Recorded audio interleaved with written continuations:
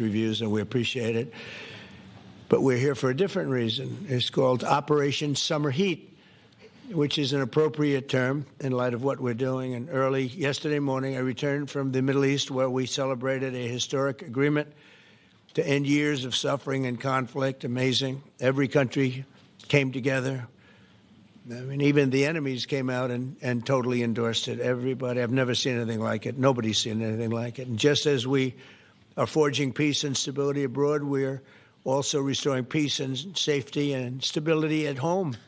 And you see that in Washington, D.C., maybe better than any place, because we got there, and within 12 days it was very good. And within 30 days, it's been as safe as any city in the country. It's been great. Took out 1,700 people, got them out. These are career criminals in many cases, and people that shouldn't have been allowed in by the Biden administration. Historically, the summer months have been a time when violent crime soar, as you know, but not under President Trump. Today, we're announcing the results of a sweeping law enforcement effort known as Operation Summer Heat. We were in many cities that people didn't know about. We kept it a little quiet, and it had a big impact, and you'll hear that in a second. But over the past few months, FBI offices in all 50 states made crushing violent crime a top enforcement priority. That's what they did, rounding up and arresting thousands of the most violent and dangerous criminals. And these are among the most dangerous and violent people in the world. They were allowed, in many cases, not in all cases, but in many cases, they were allowed in by a very foolish, actually stupid, open border policy. Just anybody could have come in. They emptied out their jails, their prisons, their mental institutions. They emptied them into our country. And the people behind me have done an incredible job, because if we didn't have that administration, it would have been so much easier. They allowed millions of people in this country that shouldn't have been allowed, including over 11,000 murderers, half of whom murdered more than one person. And many of them are gone now, or they're put in prison, because we don't want to have them come back. So we literally put them in our prison, which we don't want to do. But we bring them back to their countries. Working with state and local partners, the FBI arrested over 8,000 violent criminals during the course of this period. In major cities like in New Orleans, Nashville, we saw a 250% increase in arrests. And we really went after the bad ones. These include 725 individuals wanted for violent crimes against children and murderers. These arrests are in addition to the work of our historic federal task forces. That Make D.C. Safe Task Force has been unbelievable. I mean, the job they've done, it's incredible. And it's been so nice, because so many people, they're going out to dinner and they're having dinners. They didn't go out for 4 years. And now they're going out 3 times a week. The restaurants are opening. Restaurants are full. And usually that means a lot of good things. But restaurants that were closed are now opening up. And everybody's happy. It's nobody's ever seen anything like it, actually. And everybody feels safe. You can have a child walk right through the middle of Washington, D.C., and nothing's going to happen. We were losing more than one person a week in Washington. They're being killed on an average of over one a week. The Make D.C. Safe Task Force has been incredible. And the Make Memphis Safe Task Force is having very similar results. It's much earlier, but we've been there for a week and a half, but I'm hearing the results are pretty incredible, and you'll hear about that. They're mobilizing more than 20 federal agencies for the largest law enforcement operation targeting violent criminals in American history. As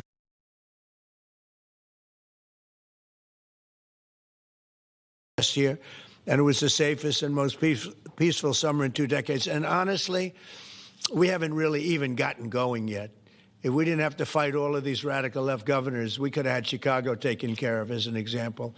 They had, in a short period of time, 4,000 murders in Chicago, and we have to stand up and say that we're bad people. And the people of Chicago are walking around with MAGA hats. You have women, beautiful black women, walking around with MAGA hats. Please let the president in, and we don't care how he does it.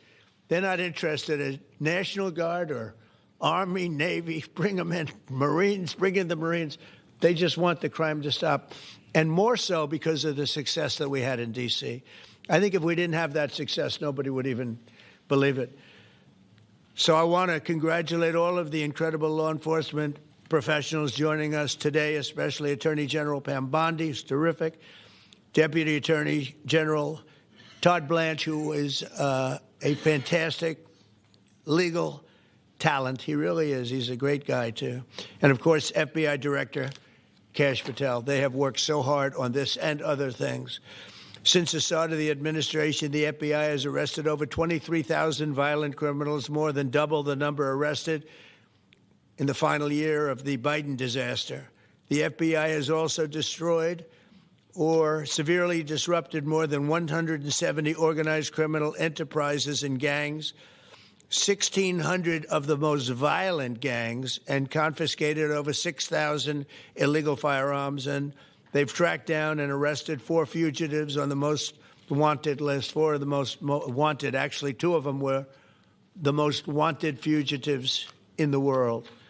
There's still much more work to be done, which is why the FBI continues to work alongside the Department of Justice, the Department of Homeland Security, and the Department of War to defend. And Pete Hegseth has been fantastic, by the way, on this, too, on other things, but on this, too, to defend law and order and combat violent crime, arrest illegal aliens, and make American cities the safest in the world. And when I campaigned, I talked about crime, but I never knew that we were going to get into it like we did. You know, I mean, I used to watch these cities with the murders. Chicago recently had one deal where they had 11 murders in one weekend, and they said, well, yeah, but it was a holiday weekend. They actually told me that was the reason, like it was okay because it was a holiday. It was Labor Day. These people are the worst. They really have to. They better.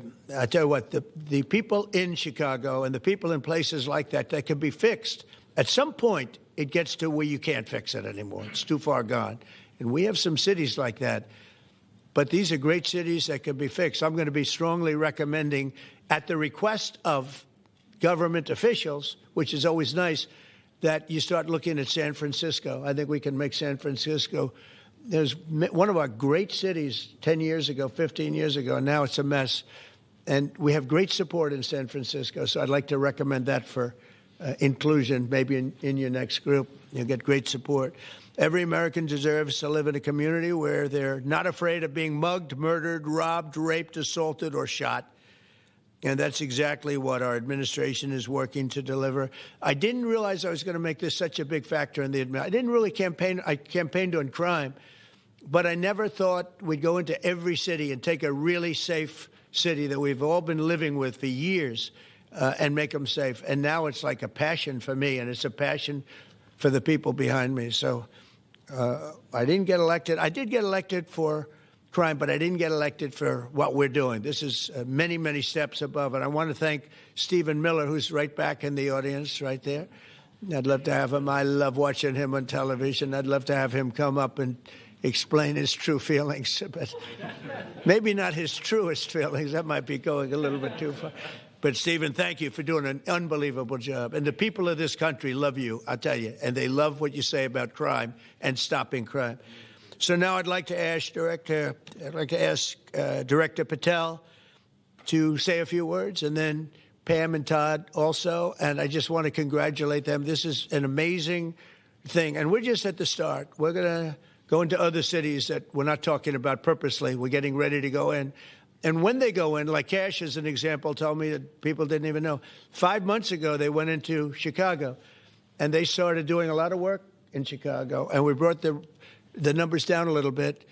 And but that really was just preparatory work for what we're going to do with the surge.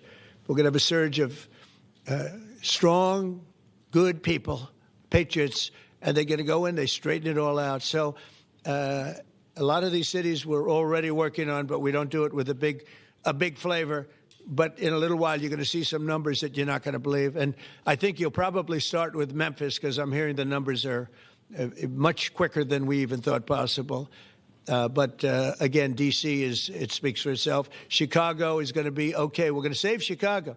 And I told you, and I told them, a very respected man, the head of the Union Pacific, said, "Sir, save Chicago. It can be saved."